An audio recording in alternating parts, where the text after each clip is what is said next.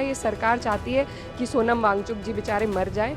JP Nadda ji का क्या औचित्य बनता था उन्हें बुलाने का? वो तो ये किस बात का अहंकार है? अगर उन्हें कुछ होता है तो ये जनता, इस देश का युवा ये नहीं माफ करेगा। समाजवादी पार्टी सांसद इकरा हसन हमारे साथ हैं। मैम, जिस तरीके से एक डेडलॉक बना हुआ है संसद के अंदर, लोकसभा हो राज्यसभा हो, वो खत्म होने का नाम नहीं ले रहा है, इसका क्या समाधान आपको दिख रहा है?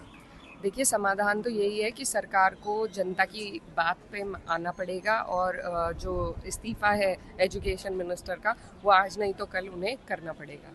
आपको लगता है कि जिस तरीके से सरकार इस्तीफे के सवाल से बचना चाह रही है, हालांकि वो कह रही है कि चर्चा के लिए वो तैयार हैं, लेकिन किस नियम के तहत चर्चा करने के लिए तैयार हैं ये वो नहीं बता रही है? देखिए, नियम कानून सिर्फ विपक्ष के लिए, सिर्फ इस देश की जनता के लिए तो नहीं होंगे। नियम कानून तो सरकार के लिए भी होंगे। सरकार ने किस नियम तहत बच्चों पर इस तरीके से, जो उस दिन आंदोलन हुआ, किस तरीके से उन पर जो अत्याचार किया, पैलेट गन्स का भी इस्तेमाल हुआ, आंसू बॉम्ब, लाठी चार्ज, क्या वो हिंसक लोग थे? वो देश के युवा और स्टूडेंट्स थे जो यहाँ पर अपनी मांग रखने आए थे। महिलाओं को पुरुष पुलिस वालों ने पीटा, उनके साथ उनके प्राइवेट पार्ट्स पर किस तरीके से प्रहार किए गए, कपड़े फाड़े गए महिलाओं के। तो वहाँ कोई नियम कानून नहीं होते हैं क्या? सिर्फ नियम कानून इस देश में विपक्ष के लिए है और जनता के लिए सरकार और सरकार के प्रशासन के लिए कोई नियम कानून नहीं है? तो ये सरकार दोगली है, इनकी बातें दोगली हैं। लेकिन क्योंकि ये लोकतंत्र है और क्योंकि ये देश संविधान से चलता है और लोकतंत्र में जनता की आवाज़ सर्वोप्रिय होती है, तो आज नहीं तो कल इस सरकार को झुकना पड़ेगा, इस देश के युवा और जनता के सामने झुकना पड़ेगा। प्रधानमंत्री ने सोशल मीडिया पर पोस्ट करके कहा कि युवा उनके लिए प्राथमिकता है और फास्ट ट्रैक कोर्ट बनाया जाएगा ऐसे केस को डील करने के लिए। जी बिल्कुल, सोशल मीडिया से उन्होंने ज़रूर कहा कि लेकिन क्या प्रधानमंत्री झाल मुड़ी खाने जा सकते हैं दुकान पर? यहाँ से सदन से 10 मिनट दूर जंतर मंतर पर वो युवाओं से वार्तालाप करने नहीं जा सकते? संवाद स्थापित करना भी सरकार की और सरकार के नुमाइंदों की जिम्मेदारी है। जब वोट लेने के लिए झाल मुड़ी आप खाने जा सकते हैं, तो जब देश का युवा परेशान है, बदहाल है सड़कों पर, उनकी बात सुनने, उनसे संवाद स्थापित करने आप क्यों नहीं जा रहे हैं?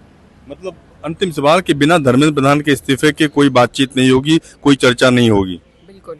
देखिए, हमारी मांग सबसे पहले ये है, क्योंकि ये देश के युवाओं की और स्टूडेंट्स की मांग है, तो हमारी भी इसीलिए वही मांग है कि उनकी मांग को पूरा किया जाए और उसके बाद हम हर बर्बरता पे, हर अत्याचार पे चर्चा करने को तैयार हैं।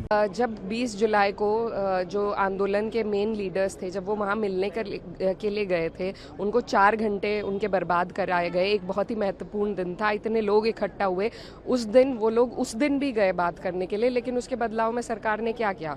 उन्होंने अपना मांग पत्र दिया, बदले में इन्होंने ना कोई आश्वासन दिया, ना कोई रिप्लाई दिया।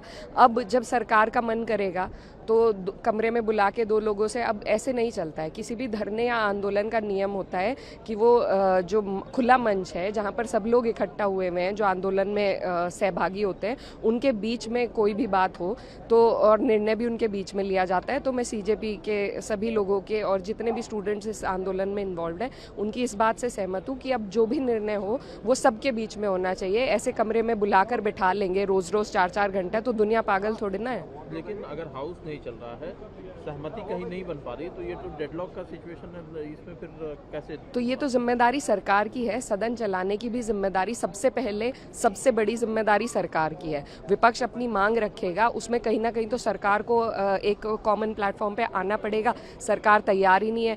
हम सदन शुरू होने से पहले, इस आंदोलन के शुरू होने से पहले खबरों में सुन रहे थे कि कैबिनेट रीशफल होंगी कई सारी, तो क्यों नहीं कर दे रही है सरकार? क्यों नहीं हटा दे रही है? इतनी बड़ी तो बात नहीं है, कोई बहुत बड़ी मांग नहीं रखी गई है। मेरी तो ये भी एक इशू है कि बहुत बड़ी मांग ही नहीं है, कोई बहुत छोटी सी मांग है, उस पर भी सरकार अपने अहंकार को लेकर बनी हुई है।